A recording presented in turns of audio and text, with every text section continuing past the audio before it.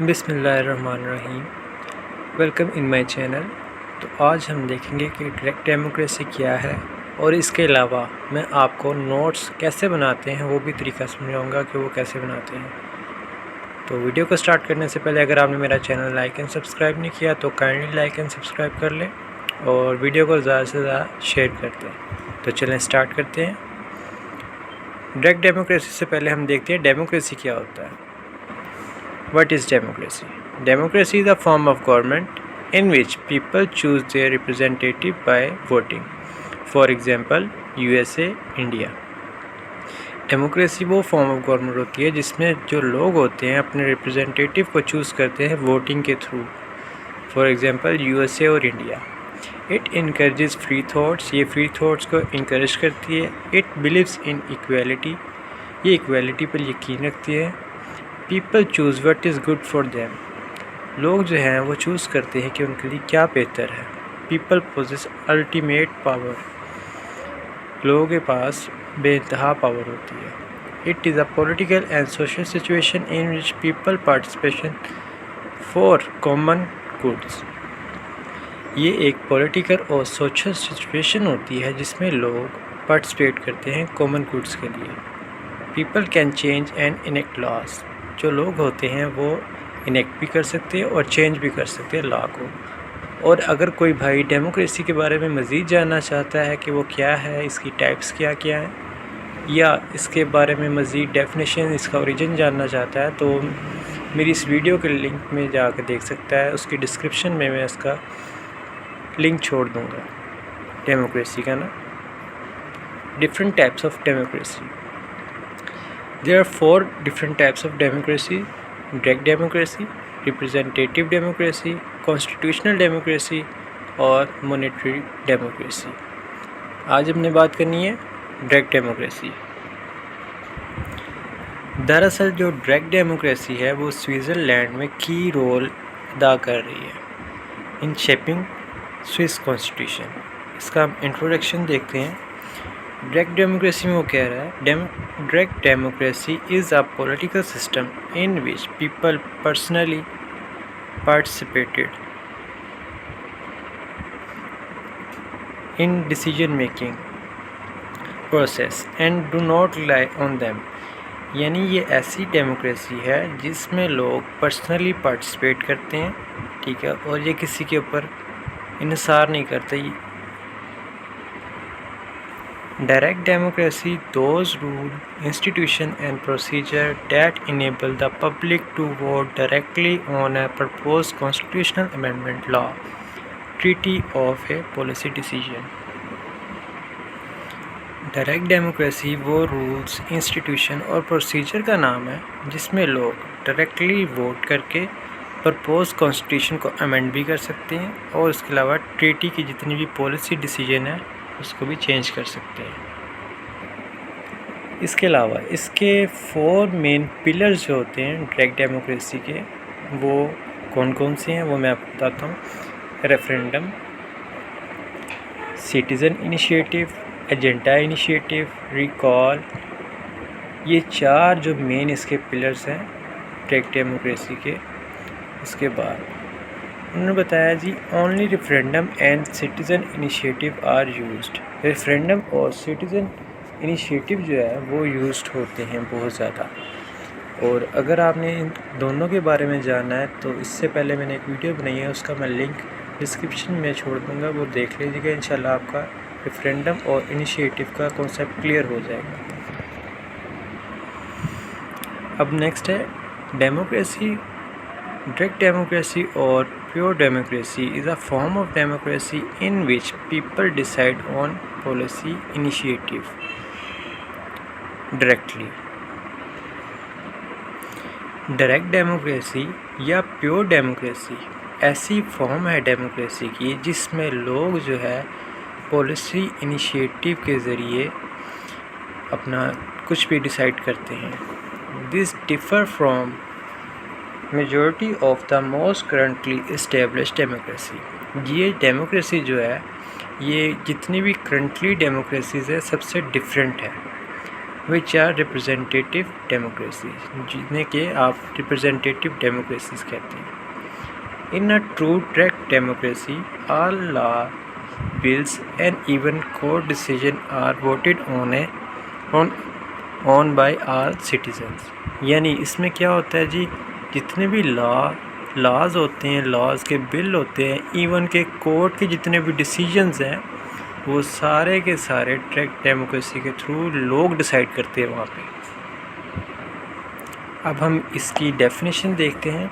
Definition में हमने क्या देखा है जी, it can be defined as a form or system of democracy giving citizen an extraordinary amount of participation in the legislation process। ये ऐसा system है डेमोक्रेसी का जो कि वहाँ के सिटीजन्स को extra ordinary amount of power देता है कि वो लॉ मेकिंग कर सके। इसका जो ओरिजिन था वो है था मिडल एजेस में 1219। ओके, इसके मेन फीचर्स जो हैं वो आपके सामने है। पहला फीचर है the Swiss constitution defines in some detail all area subject to federal legislation. यानी वो कहना चाह रहा है कि स्विस कॉन्स्टिट्यूशन में डिफ़ाइन किया गया है कि all area subject to federal legislation, कि जितने भी एरिया होगा वो सब्जेक्ट किसका होगा, फेडरल लेजिस्लेशन का। It is necessary to update the constitution time to time. यानी ये बहुत ज़रूरी है कि अपडेट करते रहे कॉन्स्टिट्यूशन को timely, to take account of changes, ताकि हम जो है वक्त के साथ साथ तब्दीली ला सके सोसाइटी में। And technology that noted for standardise solution throughout the country, और न्यू टेक्नोलॉजी जो है वो प्रोवाइड कर सके जो कि एक स्टैंडर्डाइज सोल्यूशन है थ्रू आउट द कंट्री, एक कंट्री को रन करने के लिए। The Swiss constitution may be changed only if overall majority of the electorate agree in a referendum.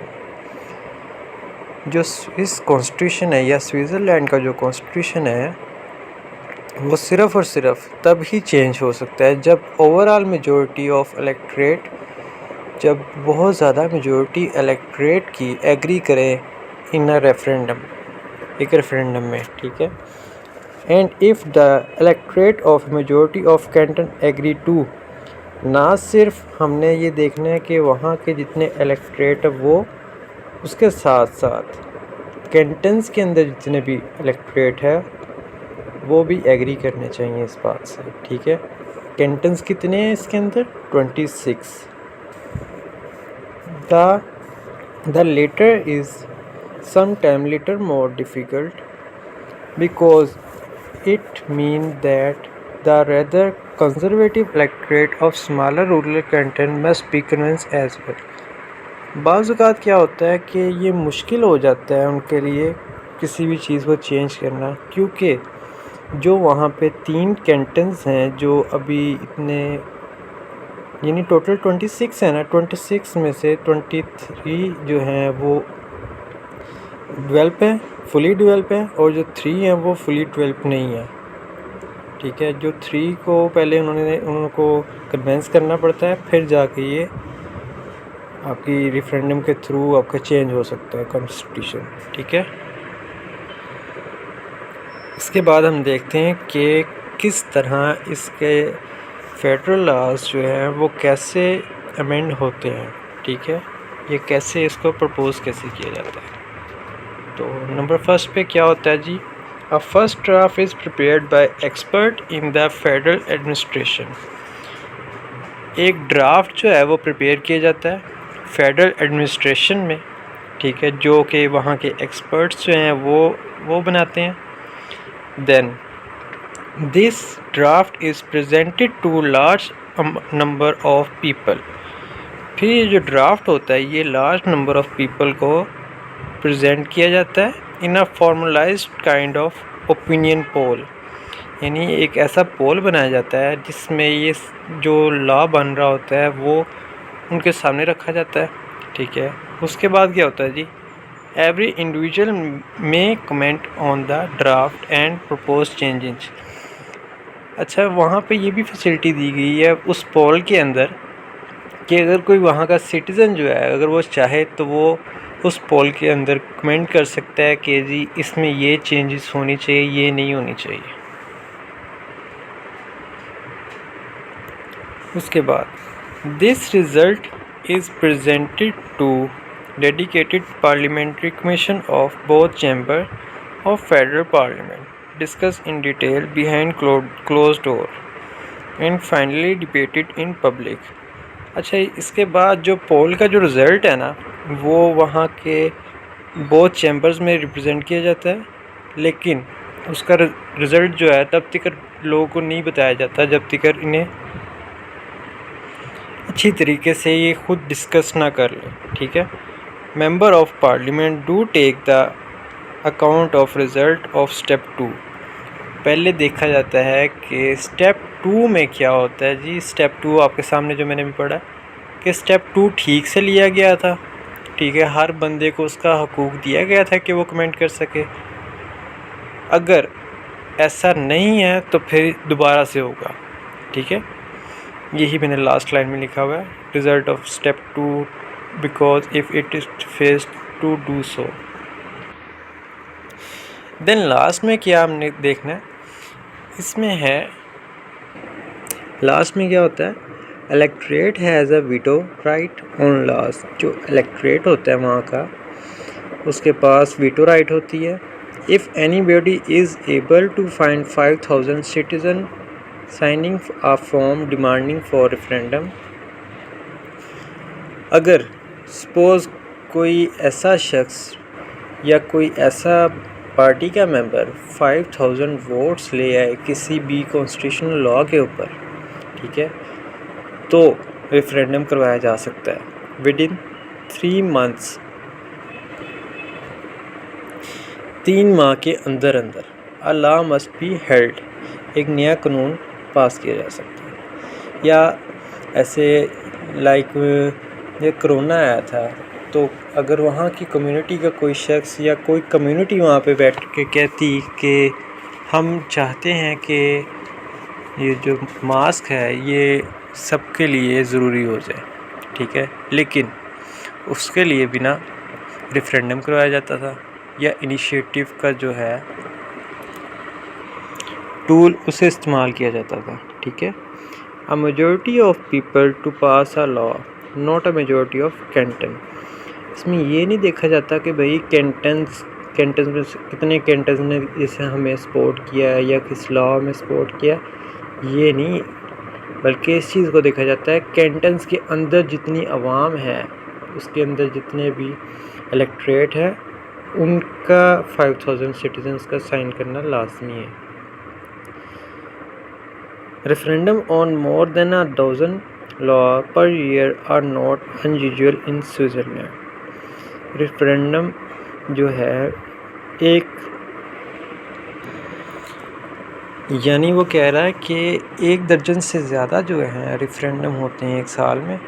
ठीक है, अनयूजुअल सी बात है, 1 दर्जन से ज़्यादा रेफरेंडम होते हैं। ठीक है, तो आज की हमने इस वीडियो में जाना कि डेमोक्रेसी क्या था। ठीक है, उसके बाद इसकी टाइप्स देखी हैं, इसका इंट्रोडक्शन देखा है, डायरेक्ट डेमोक्रेसी का ओरिजिन देखा है, डेफिनेशन देखी है, बेसिक फीचर्स देखे हैं और कैसे वहाँ का कानून बनता है, उसका लॉ मेकिंग प्रोसेस क्या है। अगर कोई क्वेश्चन या क्वेरी हो तो लाजमी कमेंट करें।